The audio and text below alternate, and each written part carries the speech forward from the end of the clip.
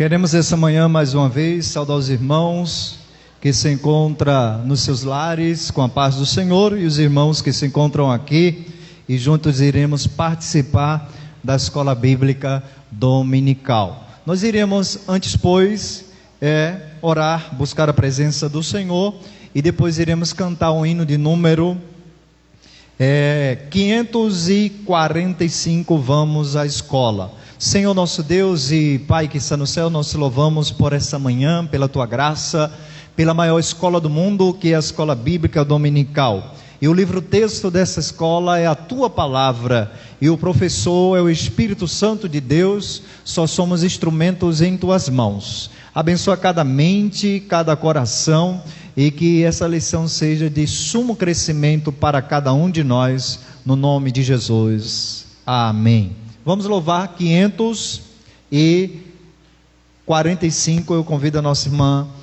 Luciene, para que a gente possa estar louvando, exaltando o nome do Senhor. 545 é um convite para mim, um convite para você, para irmos à escola bíblica dominical. Abra aí o seu cantor cristão. 545, vamos à escola.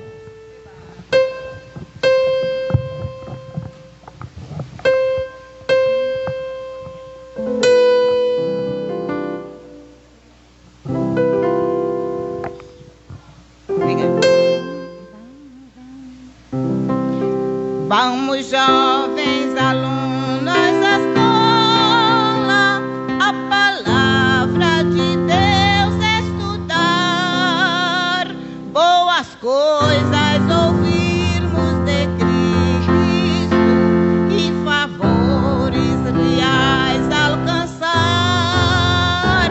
Ó, vem, sim, vem a escola comigo,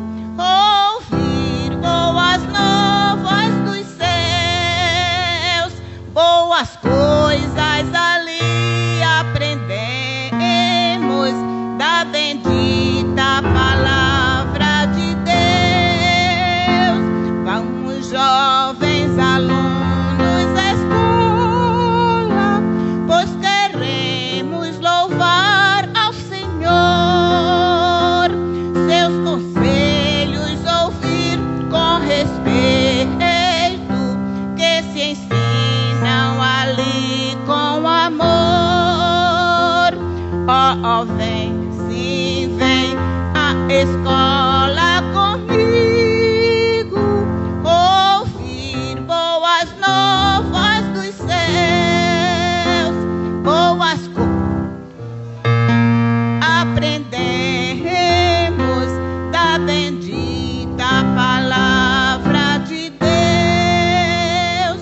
Ó, Jesus, se presente na escola, inspirando-nos santo poder, e que sempre do estudo aqui feito muitos frutos possamos colher. Ó, vem, sim, vem a escola comigo, ouvir boas novas dos céus, boas coisas.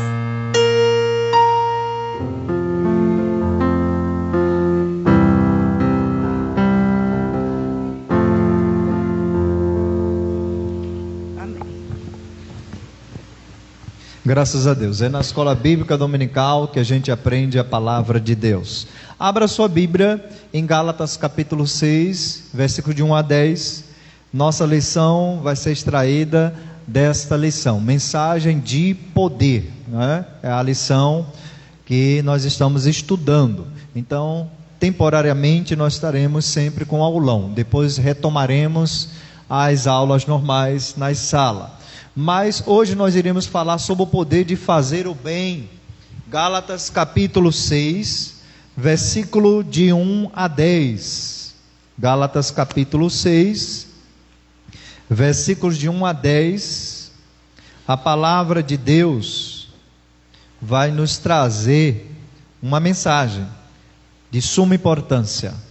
Gálatas capítulo 6, versículo de 1 a 10. Irmãos, se algum homem chegar a ser surpreendido em alguma ofensa, vós que sois espirituais, encaminhai o tal com espírito de mansidão, olhando por ti mesmo, para que não sejas também tentado, diz a palavra. Levai as cargas uns dos outros, e assim cumprireis a lei de Cristo. Porque se alguém cuida ser alguma coisa, não sendo nada, engane-se a si mesmo, mas prove cada um a sua própria obra, e terá glória só em si mesmo, não noutro, porque cada qual levará a sua própria carga, e o que é instruído na palavra, reparta de todos os seus bens com aquele que o instrui. Não erreis, Deus não se deixa escarnecer, porque tudo que o homem semeia, isso também ceifará. Porque o que semeia na sua carne, da carne ceifará a corrupção, mas o que semeia no Espírito, do Espírito ceifará a vida eterna. E não vos canseis de fazer o bem, porque ao seu tempo ceifaremos, se não houver desfalecido. Então, enquanto temos tempo, façamos o bem a todos, mas principalmente aos domésticos na fé. Amém. Então o tema será o poder de fazer o bem. E o nosso autor dessa lição, ele nos traz uma seguinte introdução. Ele diz que a prática do bem é a essência da fé cristã. E podemos também sistematizar esse ensino do Novo Testamento através de 5 princípios. Interessante, conversando ontem com um judeu, e interessante a visão dele. Diz os judeus que alguém que faz um bem a outro, Deus abençoa com proteção, e abençoa também de uma forma em várias áreas da vida. Interessante essa questão. E os 5 princípios são os seguintes. Primeiro, a prática do bem é a vontade de Deus. Está lá em 1 Pedro capítulo 2, versículo 5. Então, quando nós praticamos o bem, estamos fazendo a vontade de Deus. Há um provérbio popular que não está na Bíblia, que diz assim: fazer o bem sem olhar a quem. O segundo princípio é que a prática do bem faz parte da luta espiritual do crente, e só é possível com a ajuda sobrenatural de Deus. Está lá em Romanos capítulo 7, o versículo 18, né?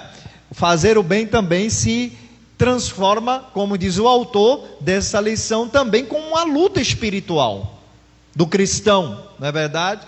O terceiro princípio que ele fala é que a prática do bem é a estratégia divina para vencermos o mal. Vence o mal com o bem, não é verdade? Me faz lembrar, eu gosto de escutar vários pregadores e retenho o que é bom. Certa vez um pastor da Assembleia de Deus, José Carlos, ele disse que havia um cidadão que, quando ele trabalhava secularmente, só queria o mal dele, né? E certa vez esse cidadão falou mal dele, desse pastor, e falando mal dele, alguém chegou a ele, e disse: olha, fulano está falando mal dele. E aquele pastor disse para aquele fulano: diga a ele que ele é uma bênção. E todas as vezes que alguém chegava para ele, trazendo queixa daquele cidadão, ele sempre dizia: diga a ele que ele é uma bênção, não é? E nessa questão, dessa relação, o pastor ganhou a confiança, a consideração, o respeito, o amor daquele indivíduo que falava mal dele, e que o próprio pastor sempre dizia àquele cidadão que vinha trazer as notícias, não é? Sempre tem pessoas que trazem notícias mais drásticas do que notícias boas, e dizia: não, diga a ele que ele é uma bênção, não é? E é muito bom a gente vencer o mal com o bem, e é bíblico, que está lá em Romanos capítulo 12, 21. Quarto princípio que ele coloca: a omissão da prática do bem é pecado. Quando eu posso fazer o bem e não faço, eu estou pecando. Tiago capítulo 4, versículo 17. E o quinto princípio que ele nos coloca é que a prática do bem é um sacrifício de adoração a Deus. Você sabia que quando nós praticamos o bem, a gente está adorando a Deus também? Quando a gente ajuda alguém, não só é com cesta básica não, com muitas e outras coisas, a gente está adorando a Deus quando a gente pratica o bem. Hebreus, o autor coloca aqui, capítulo 13, versículo 16. Diante desses 5 princípios que norteia o ensino do Novo Testamento sobre a prática ou o poder de fazer o bem, o Espírito Santo produz em nós um fruto de amor que se expressa por meio também de 5 atitudes práticas. Jesus sempre falou sobre isso. Se o teu irmão está passando por alguma situação, alguma necessidade em qualquer área, e você pode ajudá-lo, e não ajuda, e diz, é uma prova, você está sendo, é a realidade que a Bíblia está dizendo, e é dura, está sendo hipócrita. Porque se eu posso fazer o bem, com certeza, eu devo executar, eu tenho mais a ganhar, quando eu pratico o bem. Tem um provérbio popular, ou é bíblico, que quem ajuda o pobre, empresta a Deus, não é verdade? Não tem essa expressão? Então, primeira questão que ele coloca aqui, em 5 atitudes práticas, ele diz, recuperar os irmãos que caíram, e ele coloca que o maior bem que uma pessoa precisa receber é a ajuda espiritual, principalmente quando está pecando. Isso, nessa manhã, nos chama atenção, para que a gente, no meio cristão, possa mudar nossas atitudes. Parece que quando a gente vê um irmão que está caído em pecado, parece que eles às vezes se transformam no nosso inimigo. A gente tem uma visão dele como nosso inimigo, mas a gente tem que ter a visão de Jesus, se colocar no lugar daquele irmão, porque um dia nós podemos também pecar, e se a gente pecar, a gente vai querer a misericórdia das pessoas, Então, a lição está ensinando aqui, como disse no versículo 1, irmão, se alguém for surpreendido em alguma falta, vós que sois espirituais, corrige-o com o espírito de brandura, guarda-te para que não sejas também tentado. O que é que ele quer dizer? Tente compreender, não é que você vai apoiar o erro ou o pecado, mas tem um espírito de brandura, de diálogo, para com ele. E tenha cuidado, porque você pode também ser tentado, pode cair naquela situação, e assim como aquele irmão quer o perdão, a misericórdia, a manutenção espiritual, você quer também, nós queremos, Então nós somos desafiados a começar de mim, a começar de nós, a ter essa prática. Então ele coloca esse princípio, qualquer irmão pode ser surpreendido numa transgressão, mesmo sem perceber a gravidade do seu erro. Então muitas vezes pecamos de forma deliberada e costumais, porque o pecado é o seguinte, ele é gostoso, mas o problema é as suas consequências, Me faz lembrar a metáfora que o pastor Davidson, ele sempre fazia, ele dizia que o pecado é como uma coceira gostosa, E interessante que perto do criado mudo, no meu quarto, tem um coçador. Aí às vezes a gente fica disputando o coçador, eu e minha esposa, eu digo, me dá o coçador. Onde eu não posso alcançar, eu pego o coçador, E é uma coceira gostosa, Então o nosso pastor, ele fazia essa comparação, é como uma coceira gostosa o pecado. Quanto mais a gente coça, Então a gente tem que ter muito cuidado, porque a gente vai se acostumando, e se torna uma coisa tão costumais, tão sem uma questão, uma prática tão normal, que quando a gente pensa que tem forças para sair, não tem mais, como Sansão e os demais. Então a gente tem que ter muito cuidado, tá certo? Porque as pequenas coisas levam às grandes coisas. Como exemplo, domingo, estamos em manutenção no telhado, foi uma pigueirinha ali, mas ela foi ampliando, terminou prejudicando o forro. Assim é o pecado, ele vai se ampliando e prejudica todo o corpo. Então algumas vezes escondemos esses pecados, os nossos pecados, outras vezes somos surpreendidos. Eu costumo sempre dizer, há uma chance. Você que está fazendo algo escondido para os seres humanos, mas para Deus, como a gente viu hoje no sermão do pastor Júlio, Deus vê tudo. Pare. Se você parar, se arrepender, né, e transformar, Deus, com certeza. Agora, se você continuar, pode ter certeza, como diz um ditado popular, a casa vai cair. Então, é necessário a gente chegar àquele irmão com brandura, não condenando, porque um dia eu posso cair, você pode cair, espero que nunca. A gente chegar com brandura, irmão, essa questão aí, você está vendo que não está dentro dos padrões cristãos, dentro dos padrões dos rudimentos da palavra. Irmão, corrige isso aí, sai disso aí enquanto é pressa, enquanto é tempo, Então você foi com brandura, mostrou a ele com carinho, e ele pode até captar a sua mensagem, dizer a verdade.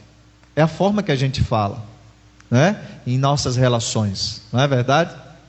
A gente pode falar de uma forma que possa agredir o outro, Paulo, liga esse ventilador.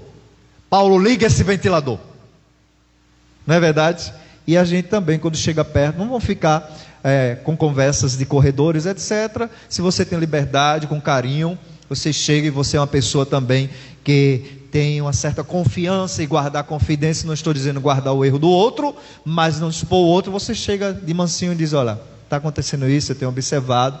Vai a pessoa e trabalha essa questão. Isso é uma forma também de fazer o bem. Às vezes pecamos e achamos que nunca seremos surpreendidos. Engano de Satanás, Ele diz: vai, continua, rapaz, porque tu tem forças, Sansão, Lá, não, porque eu matei um leão, etc, com a queixada, Homens, tudo. E aquela bendita mulher, que alguns traduzem, e o nome dela é Dalila, ela disse que nada, você não me ama não, me deu uma prova de amor, Então, na sedução, ele entrega o segredo, a aliança que ele tinha com Deus, e ele cai.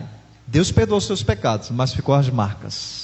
Ele está diante das duas colunas do templo de Dagon, está ali exposto. Satanás é assim, ele vai dando corda, vai dando corda. Quando ele puxa a corda, ele quer corpo, alma, espírito, e expõe você à vergonha.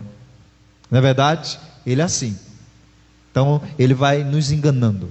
E tem muitas pessoas se iludindo com Satanás. Então, ambos devem ser tratados pela iniciativa da coletividade, Precisamos aprender como igreja a ser solidário e misericordioso com os pecados da coletividade, não encobrindo, mas tratando.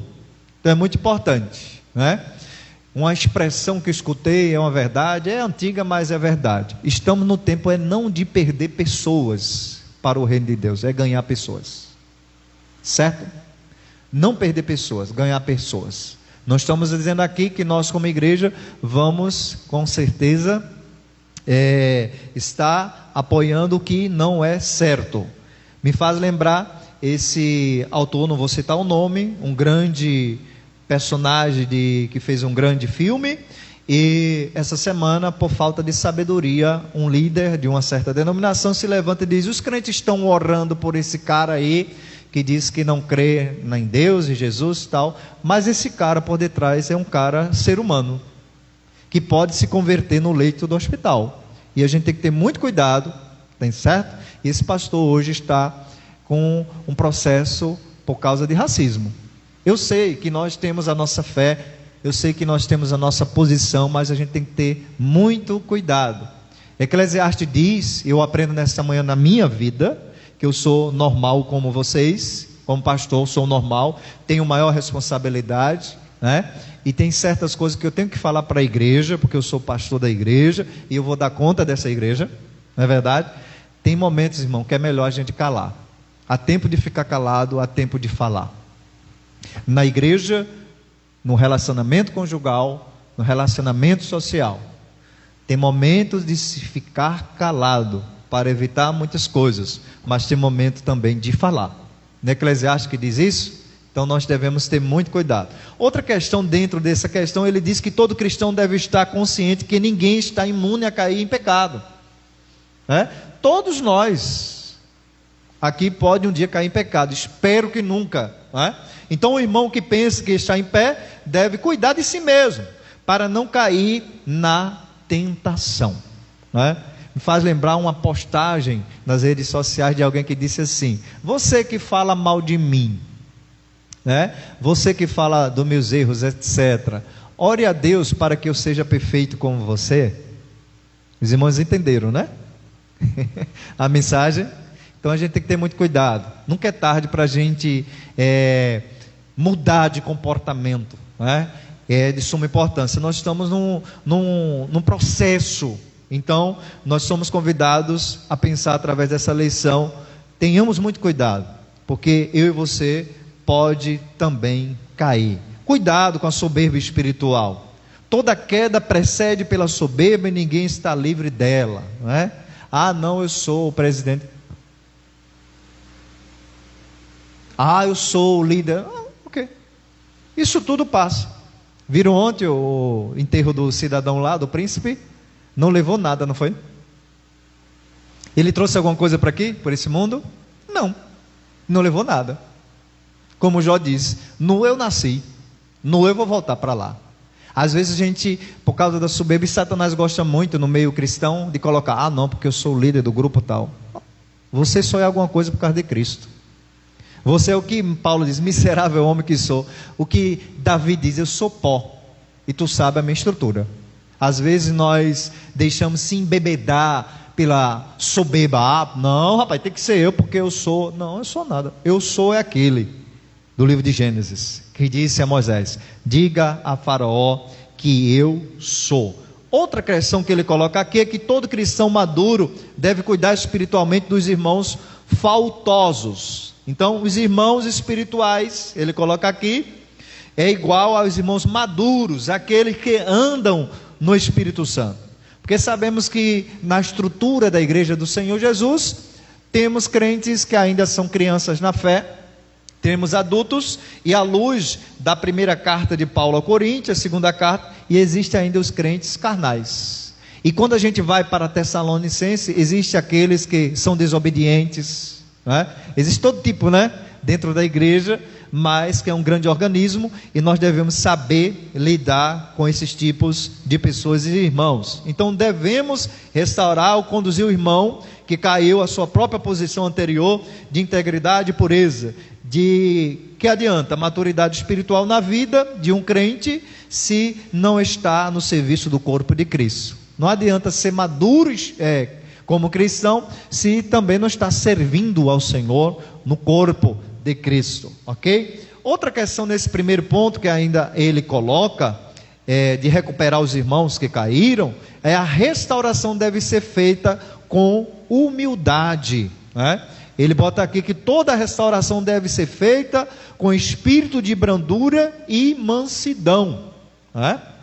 Não é como se fosse o juiz, né? Por isso que hoje no meio evangélico, desde a minha adolescência, as pessoas acham que o gabinete pastoral é o tribunal de Deus. Eita! E até o pastor quer dialogar, quer saber como está aquela ovelha que chama num gabinete, capaz de dar um troço nela, desculpa a expressão, um AVC, antes de entrar ali naquela sala.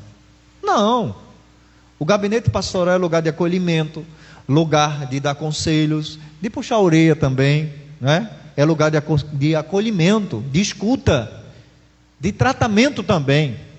Então nós devemos tirar essa visão que o gabinete pastoral, no contexto de igreja, é o tribunal de Deus, o pastor é juiz e o irmão que falou do outro é o delegado, e o outro comissário. Não, lugar de restauração é um lugar como qualquer outro lugar, né? Estamos num templo, mas nós somos a igreja. Estamos aqui, temos um senso religioso, né? Mas a gente tem que pensar dessa forma. Então, quando uma pessoa é disciplinada ou está em processo de restauração espiritual, ela precisa de acompanhamento espiritual de pessoas maduras e humildes, né? Então, pessoas, crentes maduros e humildes têm capacidade de trabalhar a restauração, de trabalhar a volta ao aprisco santo daquele irmão, daquela ovelha. O segundo princípio que ele coloca é levar a carga um dos outros. Então, levar a carga um dos outros é assim cumprireis a lei de Cristo. versículo 2 a 5, ele diz: porque se alguém julga ser alguma coisa, olha aqui, não sendo nada, ele está falando da soberba, que ele pensa que é alguma coisa, né? Ele diz: assim mesmo se engana, mas provê cada um seu labor, e então terá motivo de gloriar-se unicamente em si e não nos outros, porque cada um levará o seu próprio fardo. Então, neste versículo, tem 5 verdades que ele fala sobre essa questão de levar carga um dos outros, né? Primeiro, todos nós temos cargas pesadas para carregar a Deus, para colocar diante do Senhor, e não queremos carregar esse fardo sozinho. As cargas são fardo de várias naturezas. O fato pode ser uma doença, uma situação na família, uma situação no casamento. O que é que ele quer dizer? Carregar carga. Dividir em oração, dividir em uma palavra de motivação, uma palavra de encorajamento, carregar a carga um dos outros, certo? A gente pode ser uma bênção na vida do outro através da oração. É tão gostoso, né? Quando alguém pergunta, né? A alguém: como vai fulano da sua família que está? Isso mostra interesse. E precisamos praticar isso, a começar de mim, a começar de nós, nesse presente século. Quando a gente está afastado das pessoas por causa dessa Covid, a gente pode orar e perguntar. É tão gostoso, né? Quando a gente manda uma mensagem para a pessoa, a gente percebe que aquela pessoa não foi esquecida, né? Como foi ministrado hoje pela manhã, como Agar passou por tantas situações por causa de uma posição que ela exercia naquele arranjo de família, né? Do Antigo Testamento, que é uma forma, e no Novo Testamento família é de outra forma. Então nós somos levados a isso, a compartilhar com o irmão.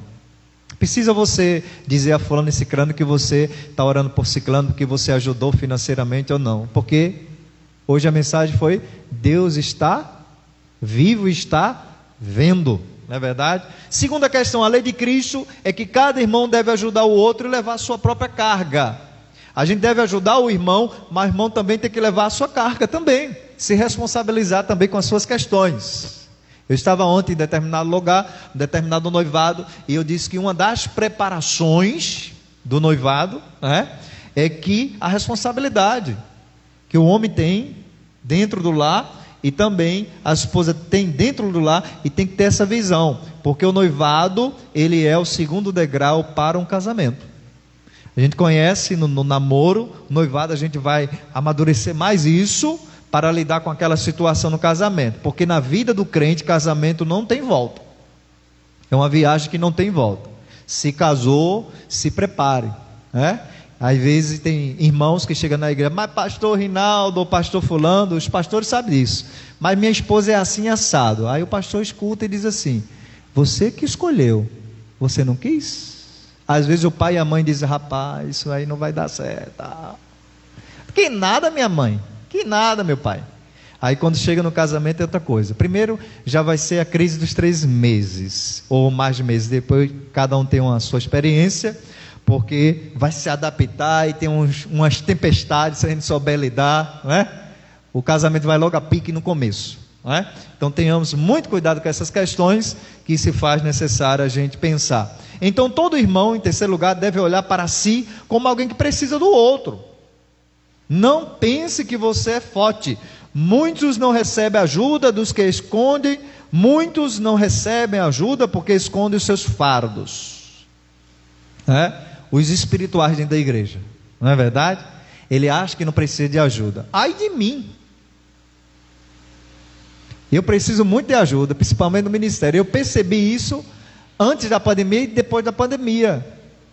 As pessoas olham de uma visão de julgamento com as pessoas, mas pessoas que às vezes a gente olha de julgamento são pessoas que têm abençoado o ministério dos pastores, né?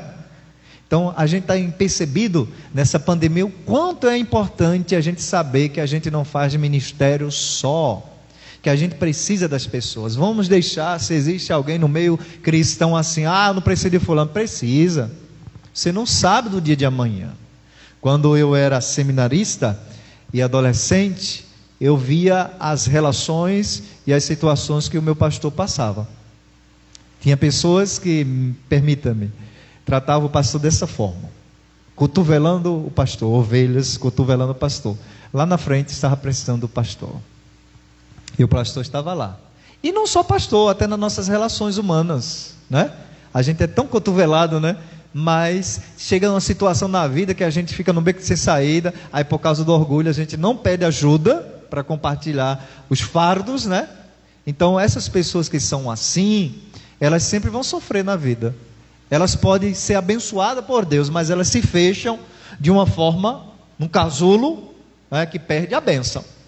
Então, se faz necessário, a começar de mim, a começar de nós. Outro ponto que ele coloca, que todos os irmãos, além de levar as cargas pesadas do outro, tem o seu fardo pessoal, que somente ele deve levar. Tem situações que tem pessoas que é assim, passa situações, lutas, quer que o outro resolva. Certa feita eu estava em determinado lugar e alguém enviou uma mensagem para mim: pastor, o que é que o senhor acha? Aí eu descrevi a visão da Bíblia e diz assim: quem tem que achar depois da Bíblia, que eu já lhe instruí, é você. Você que tem que tomar uma decisão, não é o outro. Nós sempre se costumamos querer colocar a responsabilidade no outro. Foi a mulher que tu me deste, não foi? Adão disse. Aí a mulher: não, foi a serpente, né? Então tem situações que o outro não pode resolver aquela situação. Ele pode orar, pode te dar um conselho sábio, mas só você que pode tomar aquela atitude. Então disse essa pessoa, a Bíblia diz assim, agora a atitude tem que ser sua. Entendeu?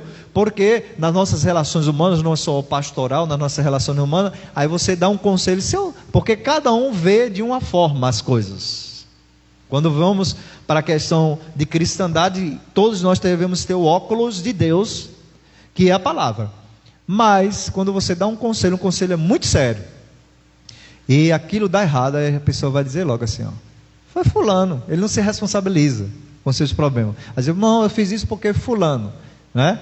E na nossa área foi o pastor.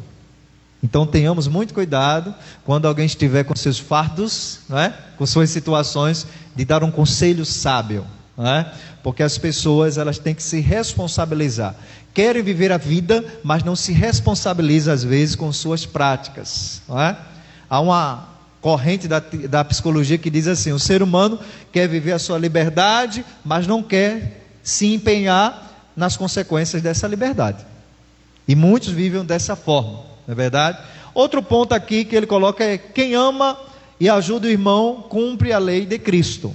Então, se eu ajudo o irmão, se eu amo o irmão, estou cumprindo a lei de Cristo. A lei de Cristo é a lei do amor e do serviço abnegado, pelo privilégio de servir de qualquer forma dentro da igreja. Servir de uma forma material, servir de uma forma humana, em constância com o ser humano, ajudar o ser humano, e uma forma também material, né?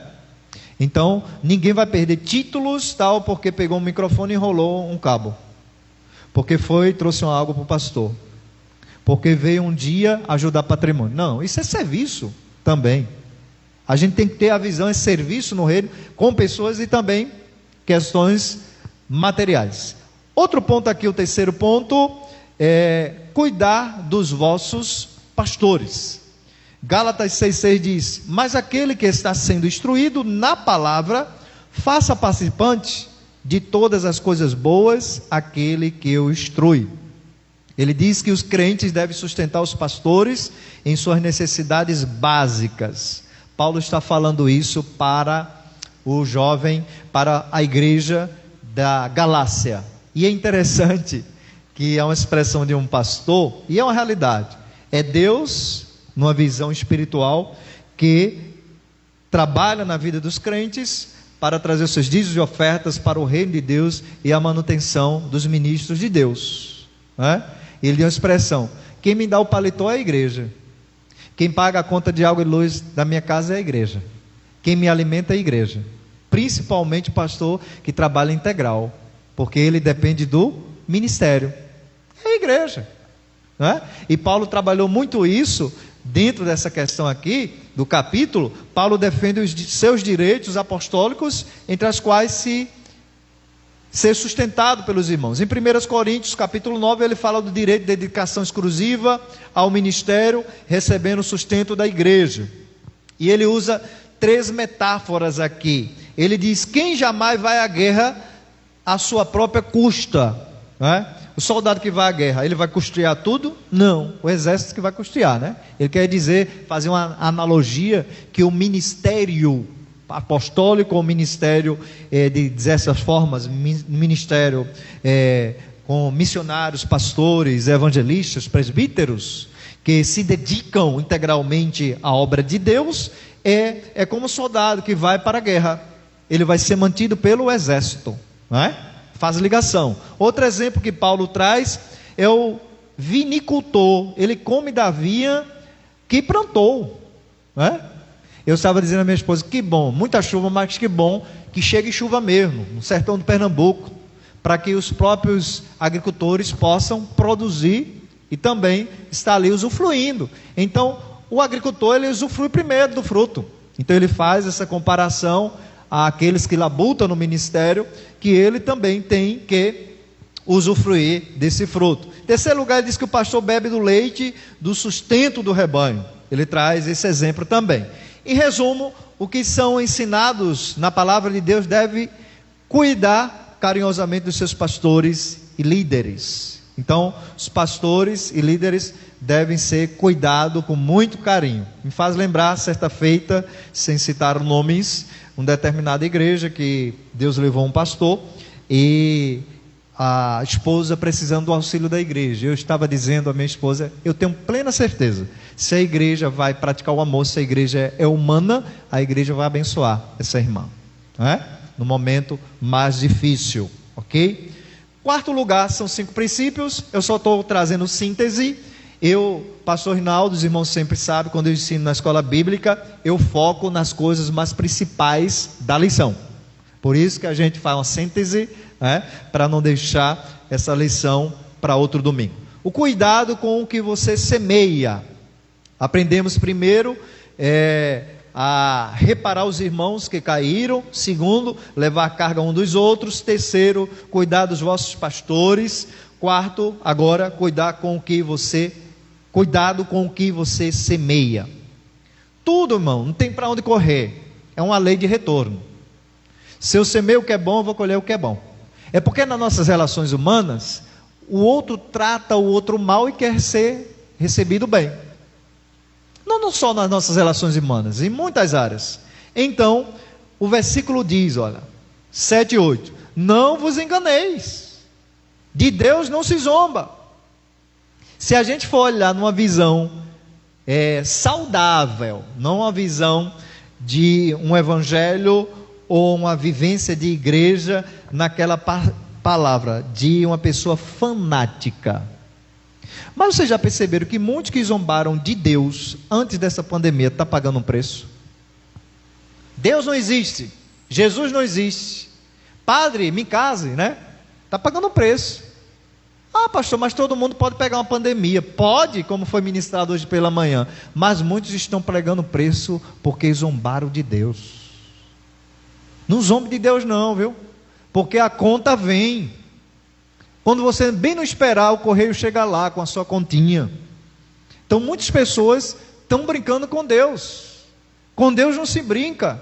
Deus vê tudo, como aprendemos hoje pela manhã. E a conta vem e vem, viu? Valendo mesmo. Espero que Deus mande a fatura do cartão parcelado. Mas é bom vir em parcela única, porque a gente se livra logo. Paga logo o preço de uma vez, né? Então muitas pessoas estão deixando-se dizer: ah, Deus, né? Ele diz aqui: pois aquilo que o homem semeia, isso também se fará. Porque se a gente semear com a própria carne, da carne a gente vai colher corrupção. Se a gente semear na carne, pode ter certeza, vai ter com certeza a colheita. Se a gente semear no Espírito, Paulo está dizendo, a gente vai colher para a vida eterna. Então é aquilo, tenhamos cuidado, a começar do pastor, a começar de nós. Como é que a gente está usando a nossa semeadura, as nossas sementes? Sementes dá fruto conforme a semente. Se eu planto sementes de goiaba, vai dar o quê? Goiabeira. Não vai dar um pé de jaca. Então cuidado, eu e você, todos nós que somos igreja, veja como você está semeando. Às vezes a pessoa fica reclamando, mas veja lá atrás como é que você está semeando, né? Como a gente falou no discipulado cristão sexta-feira, vencendo a desesperança. O homem só pode se queixar de uma coisa, dos seus próprios pecados, murmurar dos seus próprios pecados. Então pare para pensar, começar de mim, começar de nós. Como tem sido a sua semeadura nas relações humanas? Como tem sido a sua semeadura em relação a Deus? Então, muitas pessoas hoje estão passando por situações que não é o diabo não, viu? Quer colocar a culpa no diabo, né? Nem tudo é o diabo. Às vezes somos nós mesmos com as nossas práticas, com as nossas semeaduras. Então a semeadura, a lei da semeadura e da colheita tem 3 aspectos importantes. Primeiro, causa e efeito. Tudo que o homem semeia vai colher, não tem para onde correr. Ele só não vai colher se ele não semear. Porque a lei é, semeou, pode esperar que vai colher. Agora, se não semeou, não vai colher. Então, o local e o solo no qual, em segundo lugar, semeamos são a carne e o espírito. Então, nós somos desafiados, com certeza, a semear mais no espírito do que na carne. Terceiro lugar, a colheita é de acordo com o que semeamos e na proporção que semeamos. Paulo fala isso em 2 Coríntios capítulo 9, versículo 6. Se eu semeio dedicação e muito amor a alguém ou ao meu cônjuge, com certeza, quanto mais semear, eu vou colher. Se eu semeio nas nossas relações humanas coisa que não presta, e valendo, como diz no ditado popular, vai colher valendo. Não tem para onde correr. E não tem que chorar depois e dizer, não, pare para pensar como tem sido a sua semeadura, as nossas semeaduras. Quinto e último lugar, não vos canseis de fazer o bem. E não nos cansemos de fazer o bem. Versículo 9 e 10.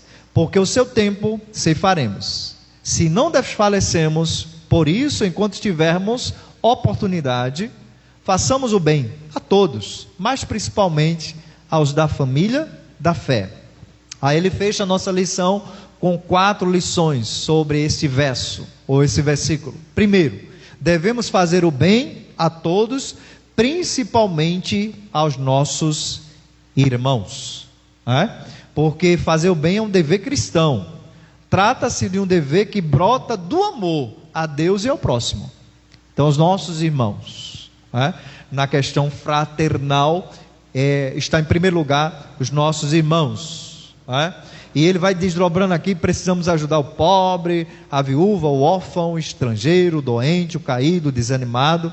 Aquele irmão que não cuida das necessidades da sua própria família, está negando a sua fé ou está dando um péssimo testemunho. Ele está falando também da família. Não adianta eu ser um pastor, cuidador das pessoas, etc., se eu não cuido da minha família. Primeiro está a família. Que pena que a gente precisa mudar esse quadro, que a igreja cristã no Brasil, quando os pastores vão cuidar da sua família, desiste de algumas situações, algumas questões, já taxa o pastor, taxa o irmão. Primeiro está Deus, segundo está a família, terceiro está a igreja. Porque se eu não tenho uma família estruturada, como é que eu vou cuidar? Se eu não sou um pastor, não sou perfeito, e nenhum casal aqui é perfeito. Se eu não tenho pelo menos 90% de um casamento sadio, como é que eu vou aconselhar um irmão que está passando por uma carga pesada nisso? Não é verdade? Então, a começar de hoje, irmãos, a começar de mim, a começar de nós, vamos cuidar bem da nossa família. Principalmente a gente que está envolvido em ministério, etc. Porque se a gente vai cuidar das coisas de Deus, você que é líder em um grupo, você que é líder em qualquer área da igreja, cuide da sua família. Se você cuidando da sua família, você vai ter sucesso cuidando daquele grupo, cuidando do seu ministério dentro da igreja. Em segundo lugar, podemos nos cansar ou desistir de fazer o bem. Fazer o bem cansa, diz o autor. Se não fosse assim, não teríamos o mandamento bíblico. Cansamos de fazer o bem por vários motivos. É verdade. Ele bota aqui o motivo: decepção com pessoas que ajudamos. Tem pessoas que é assim, né? Quando precisa a gente ajuda, mas não lembra que foi ajudado. E muitas pessoas se cansam, se decepcionam por causa disto. Segundo, esfriamento no amor a Deus por causa das muitas iniquidades que nos cercam. Então ele pontuou essas duas questões, ele destaca essas duas questões que fazem muitas pessoas se cansar de fazer o bem. Faz o bem, mas não é reconhecido. Ah, pastor, a gente é cristão, mas todo ser humano gosta de reconhecimento, não é? Todo ser humano gosta. A gente não vai viver de elogio, né? É aquele pregador, né? Se um dia ele pregar, ninguém elogiar ele vai para casa falido, se brincar, capaz até de desistir do ministério. Não, o elogio ele é importante, mas ele não é a mola propulsora para a gente realizar a obra de Deus. Continue fazendo a obra de Deus. Ah, pastor, pandemia. Ah, pastor, se eu fizer o culto de 9h15 com 10 irmãos, vou fazer, porque eu estou fazendo para o Senhor e vou continuar fazendo. Ah, hoje à noite só os bancos, vamos continuar fazendo, porque esse instrumento aqui, ele pode abençoar vidas, pode alcançar vidas. A gente tem que tirar essa mentalidade, que a tecnologia, muitos crentes, né, naquele tempo, é de Satanás. Não. Se a gente souber usar, vai ser um instrumento de bênção. Não é? Quantas pessoas, quem sabe nessa manhã, através da oração de hoje de manhã, e outras orações, Deus não interviu, levantando de uma depressão, de um espírito de suicídio, de um cansaço, sobrecarrego, de um transtorno de ansiedade. Então nós devemos ter essa visão sadia, equilibrada, que Deus, não importa nessa pandemia a forma, o importa é que o instrumento que estamos usando é para a glória de Deus e para levar avante a obra do Evangelho. Insistimos, porém, em fazer o bem, a única maneira de vencermos o mal é praticando o bem. Pronto, está dito, já foi dito pela palavra, né? Então, quer vencer o mal? Faça o bem. Lembra de José? Tem um livro de Lelis Vazão. Eu tenho esse livro, uma grande capelã, que trabalha nos hospitais, né? Ela colocou um livro que tem um tema: Deus pode transformar mal em bem. E quando a gente lê aquele livro, ela está falando da história de José. Quiseram tanto mal José, não foi? Venderam como escravo, colocaram no poço, mentiram para o pai dizendo que uma fera matou ele, foi para dentro da cadeia, ninguém quer ajudar ele se lembrou dele lá, não é? Mas no final de tudo estava ali, ó, como serviçal central na casa de Potifar, estava ali, e teve um momento que só uma palavra dele é que determinava a vida de todo o povo, não era? Então Deus pode transformar o mal com bem, certo? Outra questão, estamos encerrando. Deus nos dá a oportunidade para fazermos o bem. Paulo diz que devemos fazer o bem enquanto temos a oportunidade. Tem muita gente perdendo as oportunidades. Elas são como o rio. O mesmo rio que corre agora não vai correr novamente. Remina o tempo e aproveitando as oportunidades. Porque pode ser que aquela outra oportunidade a gente não possa ter mais. Então, Paulo diz: aproveita a oportunidade que você tem de fazer o bem. Deus nos dá recursos e coloca pessoas carentes em nossas vidas. O seu objetivo é nos dar o privilégio de fazer o bem. E ele diz que até os crentes pobres da Macedônia assistiram os santos com a sua graça ou com um dom imerecido. É porque as pessoas colocam assim: não, o que eu tenho é pouco, não posso fazer o bem não. Mas Deus pode multiplicar o pouco em muito, não pode? Viu lá, quando ele multiplicou, não foi? A dispensa da viúva, não foi? Ele pegou aquele lanchinho, não foi? Das crianças, aquela criança, e multiplicou. Então nunca vai esperar ter muito para fazer o bem. Fazer o bem, irmão, não só é dar um prato de comida, uma cesta básica, está muito além do que é isso. Fazer o bem pode ser uma noite que você não vai dormir em casa para ficar com aquele irmão no hospital. Fazer o bem pode ser uma carona, um socorro, uma ajuda financeira. Tem várias formas de a gente fazer o bem, tá certo? Último lugar, de todo o bem que fizermos, seremos recompensados. Então não devemos fazer o bem interessados em recompensa, mas por amor e gratidão a Deus, porque vai voltar para a gente. Fazer o bem é como utilizar o brinquedo de bumerangue. Já viu aquele brinquedo que a criança joga e faz a curva lá e volta? Então semeia, quando a Bíblia diz em Eclesiastes, semeia o teu pão sobre as águas, que um dia encontrarás. Semeia o seu pão sobre as águas, que um dia você vai encontrar. Se for pela razão, não, os peixes vai comer, né? Mas a visão ali, a mensagem de Salomão, do pregador, é dizer: eu faço bem, lanço o pão sobre as águas. Tem várias interpretações, porque um dia eu vou alcançar esse pão. Então saiba de uma coisa, não tem para onde correr. Se você faz o bem a alguém, espere, Deus vai te abençoar espiritualmente, te dar livramento, etc, e vai te abençoar a tua macieira. Quando a gente lê Deuteronômio 28, né? Se a gente obedecer o estatuto de Deus, o mandamento de Deus, pode abrir o celeiro aí, que Deus vai abençoar a gente de todas as formas. Agora, quando a gente desobedece, aí fica complicado, e mostra ali que todas as maldições virão sobre nós. Então Deus jamais se esquece daqueles que fizerem o bem para alguém, tá certo? Conclusão: fazer o bem é algo poderoso. Lembre-se que quem reparte generosamente o que tem se torna cada vez mais abençoado, não é? Espero que eu e você não seja avarento, não é? Se você pode abençoar alguém, abençoa. E Deus tem compromisso com a sua palavra. Quando Deus diz que a gente faz o bem e Ele abençoa a gente, Ele abençoa mesmo, tá certo? Então, ele diz aqui que existe um epitáfio antigo de que dizia: o que dei, tenho. O que gastei, tive. O que guardei, perdi. Faça o bem. A única maneira de vencermos o mal é praticando o bem. Então, que nessa manhã o Senhor nos abençoe. E que eu sou desafiado. Nós somos desafiados a fazer o bem nas pequenas coisas. Precisa você ter muito não. Nas pequenas coisas você pode fazer um bem. Amém? Vamos ficar de pé. Vamos orar. Você que está em casa também fica de pé. Vamos orar pedindo a graça de Deus para a gente praticar, né, esta palavra que a lição nos trouxe. No próximo domingo teremos o professor. Nós convidamos o professor Pessoa. Eu vou passar uma revista para ele e ele vai trazer a lição de número 10, o poder do Espírito Santo na vida da igreja, certo? No próximo domingo. E depois do irmão Pessoa nós iremos convidar alguns professores para estar aqui ministrando a lição.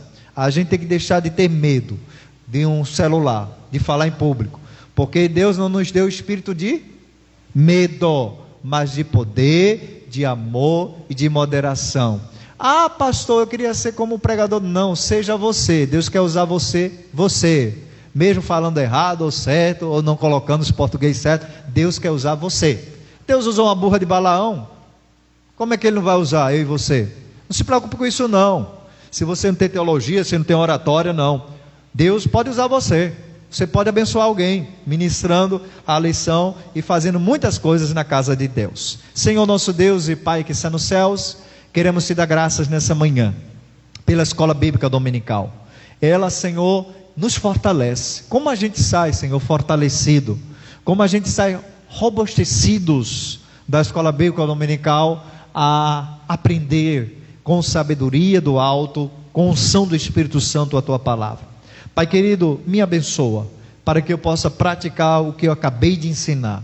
Abençoa a tua igreja, para que ela possa praticar aquilo que ela recebeu nesta manhã. Abençoa cada irmão, leva cada irmão em paz para os seus lares e dê um dia de vitória na tua presença. Muito obrigado, Senhor, porque como foi ministrado hoje pela manhã, o Senhor está vendo, e o Senhor vai com certeza retribuir todos nós conforme as obras que executamos para o Senhor, porque a nossa vinda aqui nesta manhã não foi em vão. Deus vai retribuir a cada um. Nós te agradecemos no nome de Jesus. Amém.